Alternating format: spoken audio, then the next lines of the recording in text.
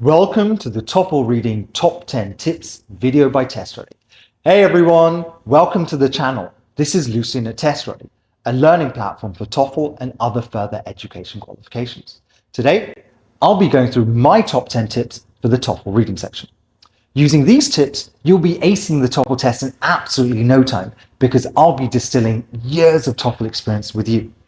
So before we begin, it's super important to understand that the TOEFL test is extremely pattern-based.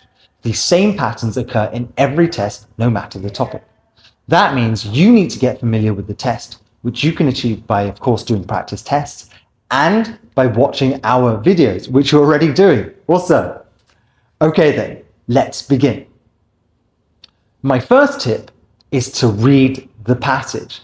I know it sounds super obvious, but really read it, don't just skim it. You've got to understand it before going into the questions. This will give you a sense of the main ideas, keywords, and organization of the passage, which will help you in answering questions. I always find that I'll get a couple of questions I can answer instantly because of the retained knowledge from thoroughly reading the passage, which gives me much more time for harder questions. 2 is read the questions. Always read the questions thoroughly before diving into the passage. By doing this, you'll have a clear understanding of what to look for whilst reading. Let's say the question asks the main idea of a passage. By knowing this in advance, you can focus on identifying the main points as you read. 3 is read the answers. Yes, I'm really saying something as obvious as this after telling you to read the questions, but you wouldn't believe how many test takers don't read properly. Read all 4 potential answers thoroughly before jumping into the text looking for an answer. You'll likely be able to instantly eliminate wrong answers this way. 4 is to identify the question type. The TOEFL reading section has 3 broad categories: factual, inference, and summary, which are divided into 10 more specific types. You can find more information about the specific question types on our TOEFL reading explainer video. I'll put these slides up here anyway, so you can pause and take a look. Now, 5 is to be careful of the modifier. Modifier words can entirely change the meaning of a sentence and are, in my opinion, kind of there to trick you. Imagine a phrase going from "the boy drinks soup" to "the boy never drinks soup." That one small word changes everything, so really look out for these. The reading section may have modifiers about time, frequency, and degrees of severity. 6 is narrow your focus and limit your keywords. As you get familiar with the reading passage format, you'll realize that questions tend to be centered around key concepts and keywords. They provide the most valuable information in a given statement. It's important to identify them quickly as this helps understand the questions faster, find information faster, and trigger active reading strategies. Number 7 is to eliminate bad choices before you answer.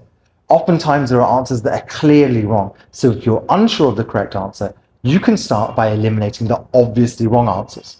Sometimes it feels like the answer isn't just the most correct one, but rather it seems to be the least incorrect one. I know it sounds convoluted, but I think you get what I mean. Okay then, 8 is practice with the same test more than once. I know it sounds super dull and repetitive, but it's very useful to go through the same test more than once, as you'll get familiar with the patterns TOEFL uses.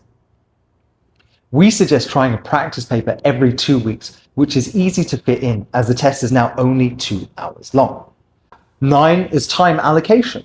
So there are 2 points I'd like to make here. One is that some questions, like the vocabulary ones, can be answered basically instantly, whereas others will take longer. Next is that most questions really rely on you understanding the passage. And that's why I'm going to say it again, read through the entire passage because it helps key facts stick in your mind for a lot longer. Here's a list that suggests how much time you would expect to spend on a certain question type. Pause and take a look if you need to. All right, got that? Okay then, finally, 10 is to get professional support from an experienced teacher. The videos on this channel, plus your own hard work, should be enough to get you a great score on your TOEFL.